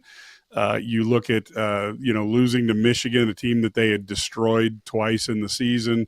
Lowell Hamilton getting his knee tweaked the day before that game. You had, of course, the 2004-2005 team that I think James Augustine had 3 fouls before the game started, and they still lost to North Carolina by 5 points or 6 points. So Illinois fans are waiting for something bad to happen, and I didn't even talk about Dick Vitale standing on his head because Illinois lost to Austin Peay, who before then was most famous for their guard Fly Williams, and their fans would yell, "The fly is open, let's go pee," all game. So, Illinois has had some horrible moments in the postseason. The fans are nervous, but at Illini, guys, one of the things that makes us a little bit different is we've all coached for a long time. So Brad is obviously a state championship high school coach. He's also an athletic director. Ked, of course, has his own AAU program and has coached at the small college level. And I've coached AAU for better part of a decade and a half. So we have said from day one that this team had 10 players, very little experience in the Big Ten, and not a lot of overall experience even in college basketball at that level. So we thought they had a very high ceiling, possibly even higher than last year's team, although they don't have the dependable guy in Terrence Shannon Jr., which would be a huge help. But they also have a significantly lower floor because you have a lot of guys who don't know each other that well, and they are gaining experience. Well, what we've seen over the course of the year is if you get a game where Tomislav and Yakachonis, Will Riley, they all play well, Illinois can play with anybody in the country. You also see if nobody plays well, there are high school teams that could beat them. So you've got to find a way to get that consistency now that they've got that whole team back. And Iowa's going to be a strong test for them. We know Iowa doesn't particularly play great defense in the Fran era, but they can fill up the basket. So Illinois can't afford to go, 4 for 31 from the three, because Iowa may make 16 or 17 and put a severe amount of stress on that. So this is a game that Illinois has been playing better defense over the last couple of weeks. And I think playing better defense, and the thing that nobody has talked about is Illinois has been in single digits in turnovers for 3 games. If they don't turn the ball over and provide easy opportunities for the other team, they are a very tough team. If they can manage to keep the turnovers to 4 or 5 a half, that is critical. So can they do that against Iowa? We will see. It is going to be an interesting matchup. Let's talk about the Hawkeyes and the Illini tonight, 5:30 in Indianapolis, Big Ten tournament. And you look at, before we get into the X's and O's of the game, there's no love lost between the Fighting Illini and the Hawkeyes. And I talked about it as we got ready to intro into you, because I like to see them play more. I'm bummed that they don't play in football. They don't play football next year. It would have been a heck of a game this year. And they only played once in men's basketball. They did play in women's basketball. But it feels like it should be more. And there's been some years, Mike, that these teams in basketball have played 3 times, once in Iowa City, once in Champaign, and they've had some really good games in the Big Ten tournament. Talk about the rivalry from the Illini perspective, because I get a good look at it here in the Quad Cities because there's a ton of Illini fans and a ton of Hawkeye fans, but no love lost between the Illini and the Hawkeyes. No, I got 2 words for you: Bruce Pearl. If he hadn't spliced a tape and put that thing together on Deion Thomas, the list of players who would have went to Illinois, Juwan Howard has said he would have ended up at Illinois. And he was the Pied Piper who brought the Fab Five to Michigan. I'm not saying he would have got all those guys at Illinois, but my point is Lou Henson never won a national title, even though he had a stacked team, because he went into a deep freeze recruiting-wise. So for some fans like me, I don't have anything against the Hawkeye players, but Iowa's the most hated team in the Big Ten because they allowed a coach to do that to another competitive team. And there's also some jealousy back in the late 70s, early 80s. They hired Hayden Fry over in Iowa City. Illinois hired Mike White. Illinois followed up with John Makovic, and that was quite a rivalry because the 2 teams were very good. And then Illinois decided let's hire progressively worse and worse football coaches, and Iowa just spanked Illinois from one side to another year after year. And you saw the amount of recruits coming from Western Illinois over to Springfield, all the way over into Decatur, and the Chicago suburbs were penetrated fully by Wisconsin and Iowa, and Illinois was defenseless because they had a bunch of goobers coaching the football team. So there's definitely a rivalry there. When I was younger, Illinois and Iowa were probably on roughly even terms, but that has not been that way for a long time. Now, I will say that minus John Gross and that disastrous, time and the end of Bruce Weber, Illinois has probably been the better basketball program. But I go back to, Dr. Tom Davis and those teams, those were spectacular teams. Iowa was always a tough out, even, when they had Ed Horton, who was one of Springfield's finest, starring for the team. So there's a lot. That's a natural rivalry, to be honest. That's probably much more heated than Illinois and Northwestern or Illinois and Wisconsin, and probably because the football hasn't been that big of deal. Even Indiana and Illinois on basketball side is pretty hot, but on the football side, you add both of them in, and these two are natural rivals. I'm not certain that Minnesota, really compares to what Illinois does. I don't know how Illinois compares to Nebraska or Wisconsin for Iowa fans, but I would think it's probably a fairly heated rivalry for Iowa fans as well. Yeah, no, you had made a good point. You gave a good reasoning. You should talk to the Big Ten commissioners, because that's why they should play every year, is because there's a lot. And I almost hope that the fan bases continue to teach their kids that. I don't want to say teach hatred, but like the history behind why Iowa fans don't like Illinois and vice versa, and very fascinating. And it doesn't go just back to, you think back to, Connor McCaffrey and who was it that went nose to nose a few years ago? Oh yeah. That was DeMonte Williams. DeMonte Williams, thank you. I mean, it goes way back then. Well, it goes back to DeMonte's dad, Frank Williams. Yes. I mean, it goes back, and that's the cool thing about it, and that's why. Look, I will tell you, I am mystified when people talk about wanting Fran out of there. While I'm not a big fan of him defensively, offensively, he's probably the best coach in the league because he doesn't get the talent that other teams have. But you go back, I mean, every year they're in the top 2, maybe top 3 offensive teams in the Big Ten. And it doesn't matter who he has. He could have me and you, and we'd look good the way he runs an offense. So I would tell you in Illinois' years with football coaches, if you're going to get rid of Fran, you better have somebody better than he is. And I don't think he's chopped liver, but apparently there's some Iowa fans who are pretty tired of him. Yeah, no, it's going to be, I think Iowa fans are more interested in what happens after the Iowa-Illinois game than maybe the Iowa-Illinois game itself, because it is going to be an interesting decision. We talk about on the show all the time between what Beth Getz does, the athletic director at Iowa, with Fran McCaffrey.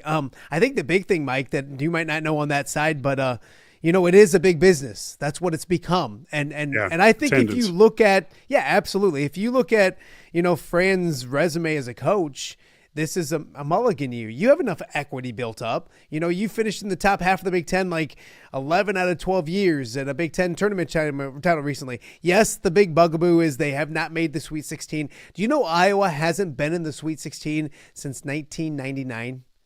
I mean, it's been over 25 years since the Sweet 16. Not the Final Four, but the Sweet 16. So that's a big blemish, but you mentioned it, the attendance. It's a big numbers business, and the amount of tickets sold recently has been really tough. Now, we've talked about on the show Iowa's NIL situation and how much they have compared to other schools. I remember Ken was on here when we were talking about the first Iowa-Illinois game, and Tom Kakert brought up that it's probably $1.5 million is what's being reported for Iowa, and Ken laughed and went like, Yakachonis is making that down in Illinois, and you got an entire program on that. So it's a fascinating situation with what happens after this game with Fran McCaffrey, and it's interesting to listen to people on the outside looking in, because you mentioned the grass isn't always greener.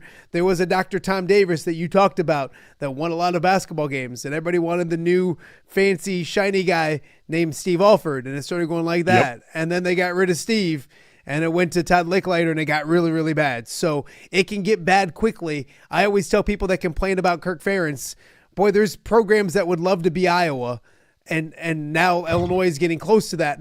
When it comes to 1 year, but to do that consistently for as long as Kirk has, is pretty impressive. Mike Kegley from the Illini Guys joining us. And let's talk about the game tonight, because it's an interesting game. They played recently. It's always hard that old cliche, it's hard to beat a team twice in the span of whatever. But you mentioned Illinois playing a lot better, and they are, and they do get Merez Johnson back. And you look at it with Iowa without Owen Freeman, and they didn't have a lot of size to begin with, and then they lose Owen for the year. If I'm Illinois, why don't I just pound the ball inside and have Merez and the height and the advantage? I don't mean just post people up, but attack the rim. I'm intrigued to see. And I don't know why they continue to do it. Maybe you can let me know why Illinois shoots as many three-point shots as they do with the fact that they don't shoot it very well. In my mind tonight, if Illinois attacks the bucket, gets inside, maybe works inside out, I think they shouldn't have any problems with Iowa. It might be closer than what it was in Champaign, but Illinois is the better team, isn't it? Yeah, you would think so, but that's why they play the games. Illinois does a good job with the three when they play inside out. You know, as a basketball coach, when you take the ball inside and you pass it out to somebody for a three, their shoulders are square to the basket. They don't have to adjust. Even if you're a Steph Curry guy who shoots with one shoulder in the front, you're going to have that better shot if you get the ball coming out from a center. And Tomislav, a incredible passer. One of the things you'll see is he does a lot of Jokic-style passes. He does behind the backs. He does no looks, and he hits people in the hands. So Illinois shoots much better when they go inside out. And sometimes I will tell you there was a lack of discipline. They just come down and go, you know what? It's the shot clocks. We've had the ball for 7 seconds, and I can see the basket, and I'm within 30 feet. We're going to fire it up. When that happens, Illinois gets in big trouble. Brad Underwood seems to be keeping the leash a little bit shorter on that. He's one who is, despite his reputation, is very big on encouraging his guys and being behind them. I would like to see a little more shot discipline, but I think that is kind of something that his teams will tend to do is they'll let it fly. But when they're getting the inside out threes, they're a much more formidable team. And like you said with Morez, he is just a force of nature. Let's see how he plays. Let's see what shape he's in, and can he be relentless? Will he have the confidence with that, healed left wrist? Will he have the confidence to go in there and bang around? We'll have to see. But Iowa really, there's very few teams. There's only a couple teams in the Big Ten who can match up really well with Tomislav and Morez at the same time. I think we'll see Morez come off the bench, and because Trey White has played very well. He's another guy that when he is feeling comfortable and confident is a different player. Almost had a double-double the other night, playing very well. And when he throws, if you throw him in there on a night that KJ and Will Riley and Tomislav are playing well, that team is really, really tough. And Morez, he's just like he is like the Energizer Bunny. He just keeps going after rebounds.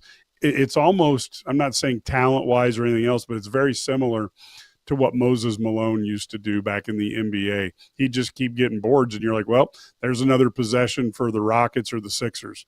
And Morez has done that for Illinois very well. Mike, let me give you the scenario on maybe not how Iowa wins this game, but if you're an Iowa fan and you want to look at it optimistically, you look at last time they played in Champaign. Illinois was coming off 3 losses. They're at State Farm Center in front of a great crowd. It just felt like a get-right game for the Fighting Illini. Now flip it this time around. They're coming in with a 3-game winning streak. While Iowa, it will catch up with Iowa. If Iowa beats Illinois somehow, it'll catch up playing this amount of games in this many days. But this is only the second game in a row. So it's not like it's unheard of or anything like that. Iowa has their footing in Indianapolis. They're starting to play better, 2 straight wins. I don't know if Iowa has won 2 straight games since maybe early January, maybe when they beat Indiana. So, I mean, it's been a while. So they come in with some confidence. They come in with some feel-good feelings, and they catch Illinois, who's due. I don't want to say due, but maybe due for a letdown game or a loss. And Iowa keeps this momentum and keeps things riding and gets a victory tonight. Your thoughts on tonight's game, maybe a prediction on tonight's game as well when it comes to exactly how things play out over in Indianapolis.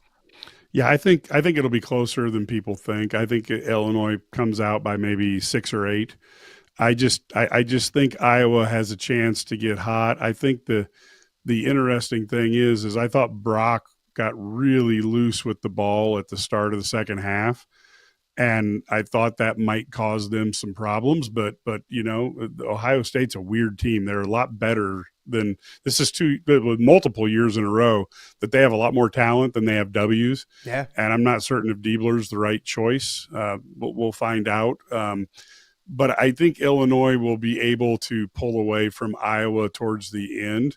But I just think this natural rivalry, this thing will be closer than people think. The one thing that Iowa doesn't want to have happen is you don't want Illinois to come out at the start of the game and then the start of the second half on fire. If they do that, that's your opportunity for Illinois to win this game by a lot. And the games that they've come out on fire at the start of each half, they are a handful because that confidence kind of starts coming for them. And you were right. You know, Iowa hasn't won 2 in a row since Nebraska and Indiana. Yeah. So, you know, that is a long time. And I can understand, like I said, it's a rough year, but I would tell Iowa fans, look long and hard before you decide that you're going to replace Fran. And you talked about Todd Licklider, but Licklider was a guy that most people were convinced was a can't miss guy. And not only was he a great coach, but the guys underneath him have done fantastic. You know, Thad Matta went out and did well, you know, and there's other guys, Matt Stevens, you know, I mean, Brad Stevens, those guys, they have done well from his tree. And people don't forget, you know, people forget, but the original Dan Monson, you know, who built Gonzaga, went to Minnesota and face flopped, and allowing, you know, Mark Few to kind of take over. And now he's the guy who, you know, was Gonzaga. But there's no such thing as a sure thing.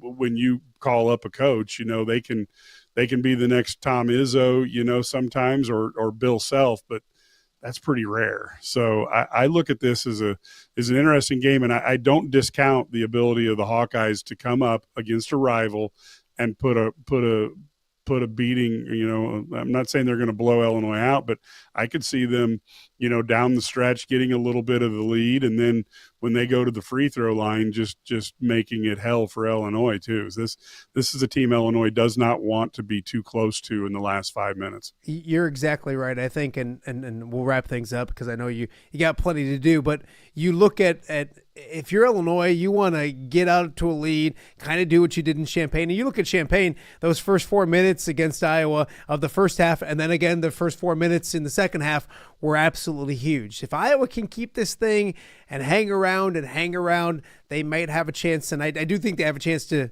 upset the Illini.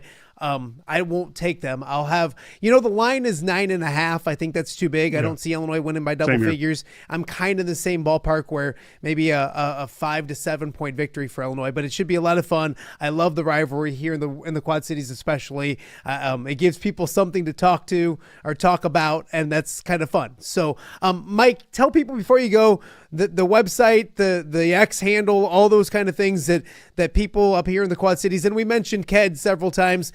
Ked is your director of recruiting, does a fantastic job with you guys. And if there's anybody who knows about recruiting when it comes to the Fighting Illini, people up in the Quad Cities knows that Ked does a fantastic job. So give us how people can get more Illini guys here in the Quad Cities.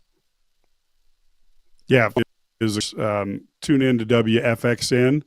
12:30 a.m. Saturday mornings from 8 a.m. to 10 a.m. The Illini Guys Sports Spectacular. We're on every Saturday morning.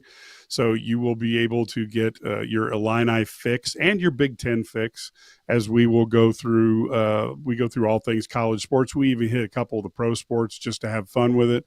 And, of course, IlliniGuys.com. You can go there, subscribe for $99 a year.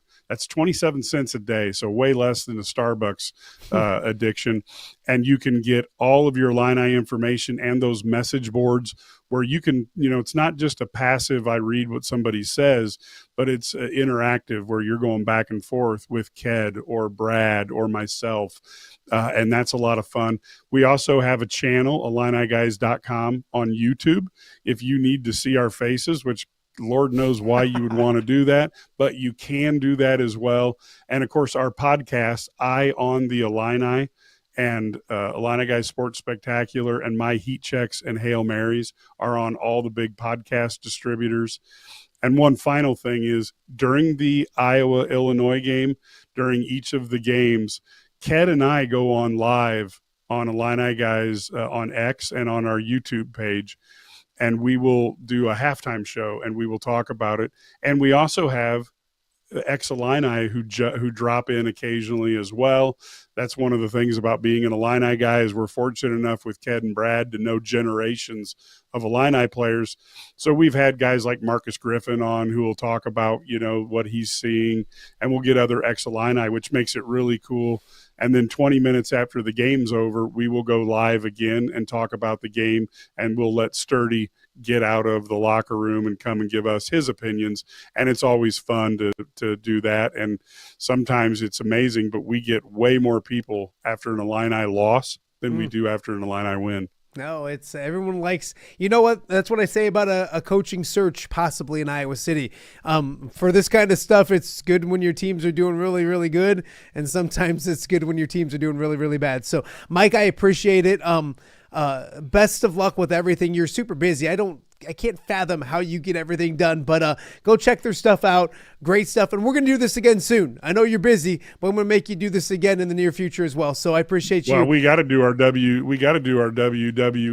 WrestleMania show, for gosh sakes. And here's the thing, Mike, is we're thinking about starting a wrestling podcast, a weekly one. Up here, it'll go on our YouTube page. We won't do it live, and we've done the WrestleMania stuff. And you know what? People make fun of me about it sometimes, but the viewers are always there when we start talking about WWE. So I appreciate you. Best of luck with everything, and we'll talk before WrestleMania. I promise you that. Thank you very much. All right, that is Mike Kegley, with Illini guys. Always a great amount of information when it comes to Illinois athletics. Again, tonight it's Iowa versus Illinois, Big Ten tournament, 5:30 in Indianapolis. So we heard from Tom Kakert. Fantastic to talk to Tommy. He's in Indianapolis, and of course, if you're watching today and you're watching the game at halftime, hop on. Even if you're an Iowa fan, hop on to Illini guys on X and on YouTube, and you can listen to some updates and some insight on the game as it goes. So we're just getting warmed up. Coming up after this, we're going to talk some more high school baseball. We talked a little yesterday, high school baseball season right around the corner. We're going to do that right after this on Off the Air with Matt Randazzo on a Thursday. Are you looking for the Quad City's best chips and salsa? There's only one dude to turn to. Right on. Snoop. Hand-cut chips, fried fresh with that crunch you've come to love.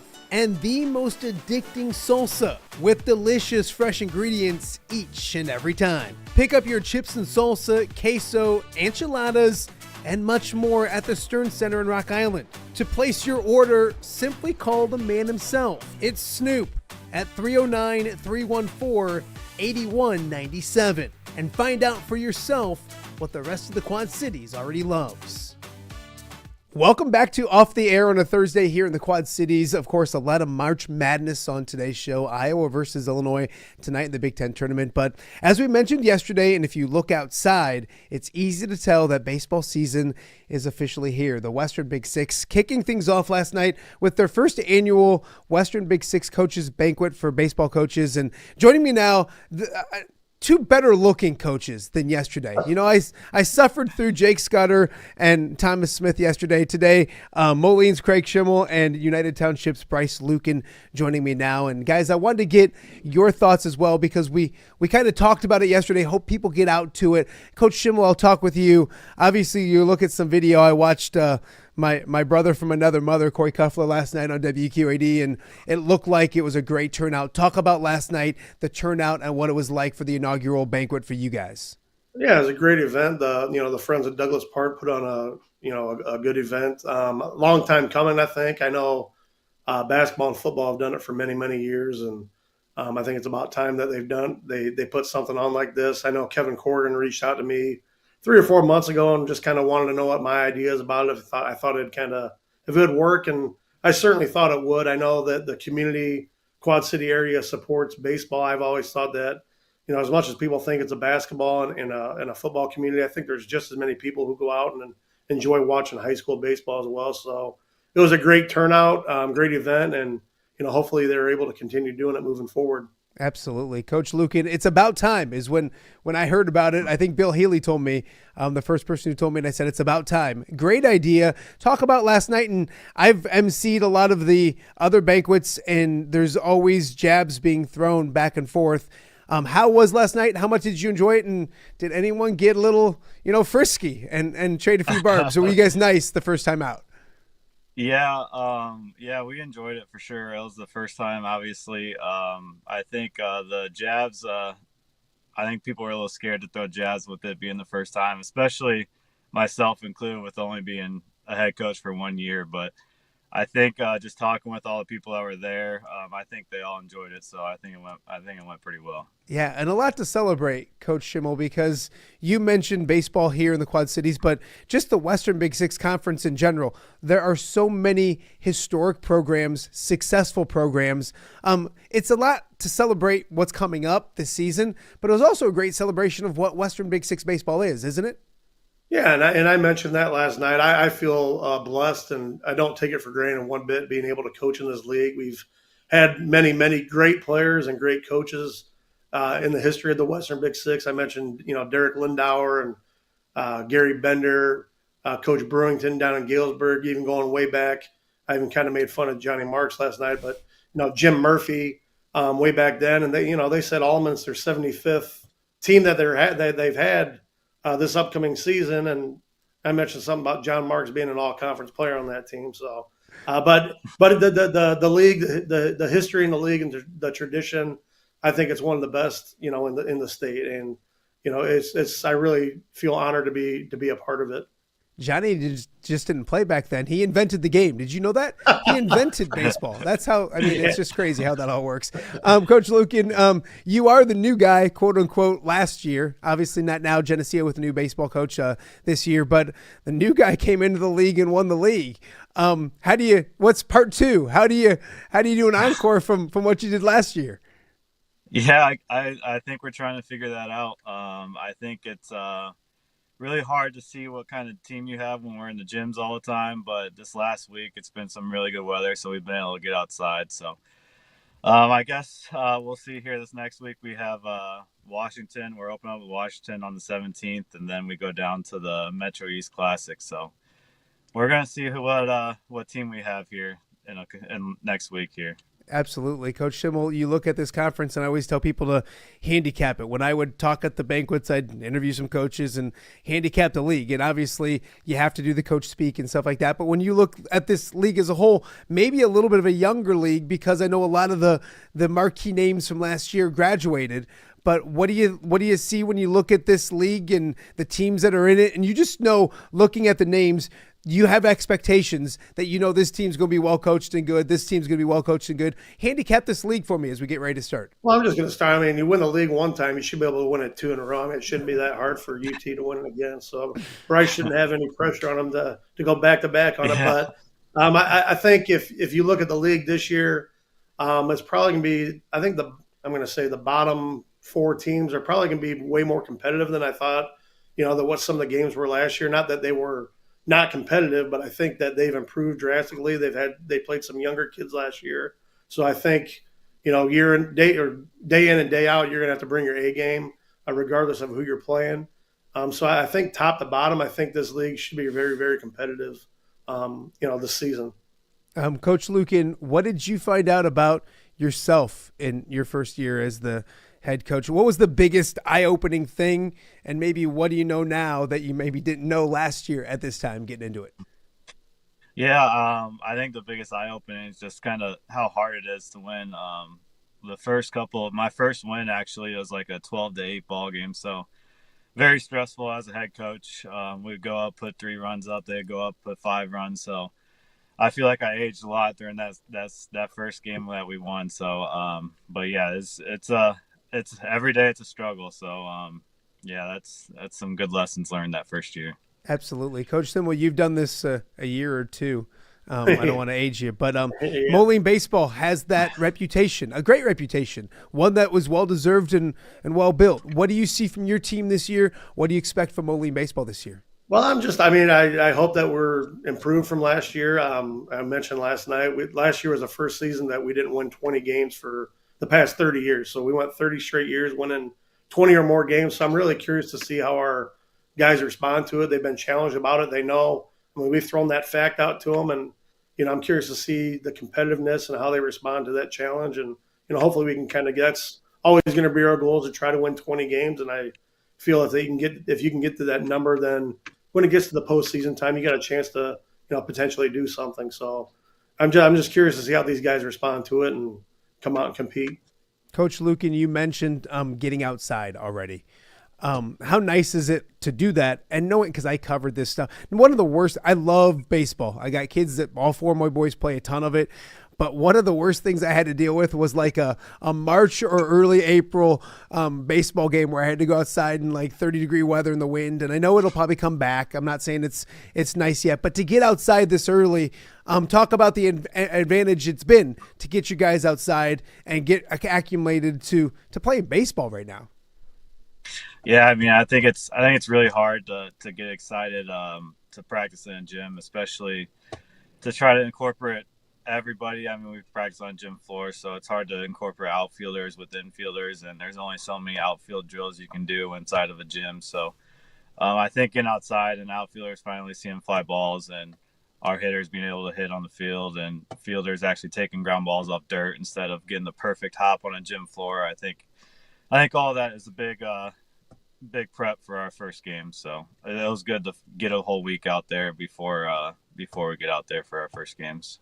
Coach Schimmel, I'll throw it to you because it can be a challenge this time of year to get the things that you want to have. Not a lot of other coaches deal with that. Basketball coaches don't worry about, not having a gym. So baseball coaches have to deal with that this time of year. Yeah. There's a lot of time that goes into it, trying to maintain the field, make sure the field's ready to go and prepared for, not only the first practices, but we've got potentially some home games coming up too. So you've got to make sure that all that stuff is in line and taken care of. And hopefully the weather cooperates. I know you mentioned something about being in April and cold. There's nothing worse than playing baseball in cold weather. And when I was younger, helping out Coach Lindauer when he was still the head coach, we kind of make fun of. He'd go sit in the corner of the dugout and kind of hide out. Now I know why. He didn't like the cold. And as I've gotten older, I'm kind of right there with him. So, but it's just that the weather gets so unpredictable. It's going to be 70, 80 degrees the next couple of days. So, but I've done it long enough to know that there's going to be a span of about 30-degree weather coming up here again at some point.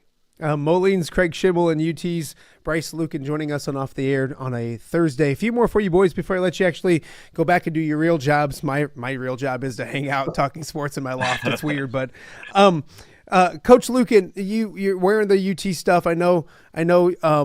You look at that department, and I love there's so many. That's my favorite part of the job is getting to know like the coaches and the people. But you look at UT and your athletic department when you have the Andy Says and the Nick Welches and some young, energetic head coaches. No offense, Coach Schimmel, you're not old. I'm just saying, like there's such good energy there. Now I'm a little worried because Bam's leaving, and you got this Yahoo that's taken over as athletic director. First off, talk about your culture at United Township, and then are you concerned that Scott Harding may ruin everything when he officially takes over as AD? No, not a concern at all. I've been working with him even when I was in high school. So we've been out a lot. I've talked to him quite a bit since he was announced that he's taken over. But as far as just building the culture around there, I think I first came back. I coached the JV team in 2021, and then helped out assistant coach on varsity for the next 2 years. And I think I took over from Mike Myers. I think we set kind of similar culture, so it was really easy to step in there. So, I mean, we really just tried to get these guys to practice a lot harder than what they're used to practicing. And my first year, we tried to spread that onto the boys, and they took it well too. And then my first year as the head coach, we kind of already knew what we wanted to do. So, and they were all used to being around me. So they had that built-in level of trust. So, yeah, we hit the ground running, I think. So I love it. I tried to get some shade at Scott Harding. It didn't work. Coach Schimmel, before we let you guys go, I loved Western Big Six doubleheaders on a Saturday. It's what we did. Yeah. We enjoyed it. We got some good stuff during the week and some interesting matchups. And then we knew that we were hopping around and the doubleheaders are great because you can get game one or game two and kind of get a lot of coverage of the area. I do not like this. What is it? Monday, Thursday stuff. Your thoughts on conference games not being on that weekend and moving to the week? Yeah, I'm a traditionalist, so I love the Saturday doubleheaders, waking up in the morning, going, with the coaching staff to eat breakfast, taking BP, knowing that you're going to be there for a long day, and knowing that at some point throughout the day, there's going to be a pretty good crowd there. I mean, some people might not be there at the 11 o'clock, but they might start trickling in towards the end of game one and sticking around for game two. You might get some people coming over from a softball game to a baseball. I just don't know if you're going to get the atmospheres for the games now at the weekday games.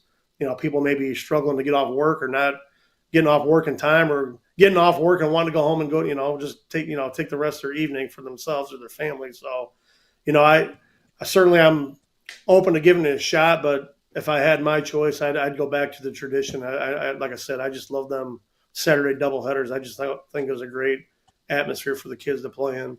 Coach Lucan, your thoughts, because maybe a little more, and I don't know, you guys can tell me, maybe a little more coaching thoughts when it comes to, saving guys, because you're not same day pitching all the same stuff. You're now scattering out pitching throughout the week and all those kind of things. Is there more to do when it comes to game planning as a coach with the games being during the week?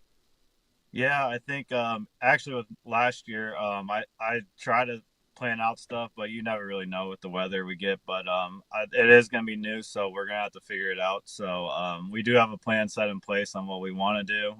Weather might dictate that, but like Coach Schimmel said, it was kind of just a different feeling waking up on Saturday knowing we were going to play a conference team, doubleheader, 2 games. It's hard to put in words, but there's just a different feeling about that. And then being able to go out and hit BP before the games, I'm not sure how much you can really even swing after you come out of school, and then got to get ready for a game right away. So, yeah, we'll definitely miss those Saturdays, but we'll have to try to adjust the Monday, Wednesday schedule as best we can. So.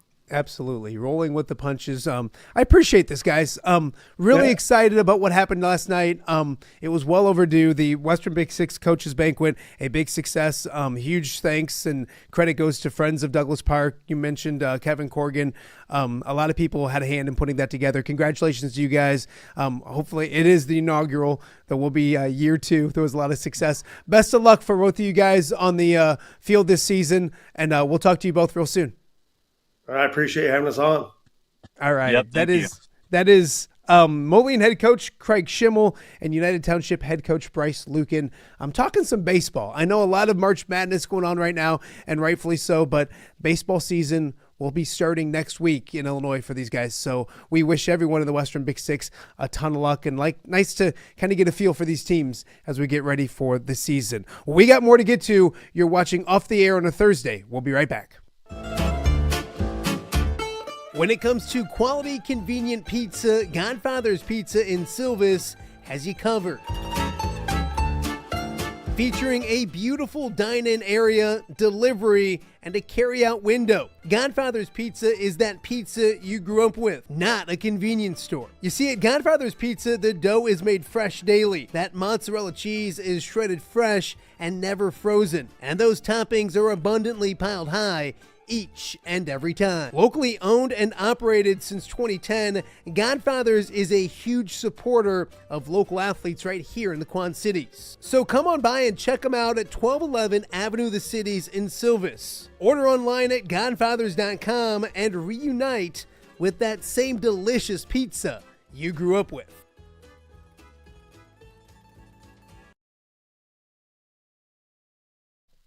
Welcome back to Off the Air here on a Thursday. What a fun show. Tom Kakert live in Indianapolis talking about the Iowa Hawkeyes. It is Iowa versus Illinois. Coming up tonight at 5:30. Also, Mike Kegley from the Illini guys chatting with us, getting the Illini side of things as they get ready for the Big Ten tournament to tip off. And then also, really excited to have Joe Wieskamp. It was great catching up with Joe and seeing little JJ as well. So great show. If you missed it, make sure you go back and check it out. Also, thank you to Craig Schimmel and Bryce Lucan for joining us from Moline and United Township, respectively. I got to get out of here. I got to go talk at a Rotary event, and I'm running late. So we will see you guys back here tomorrow for Off the Air on a Friday.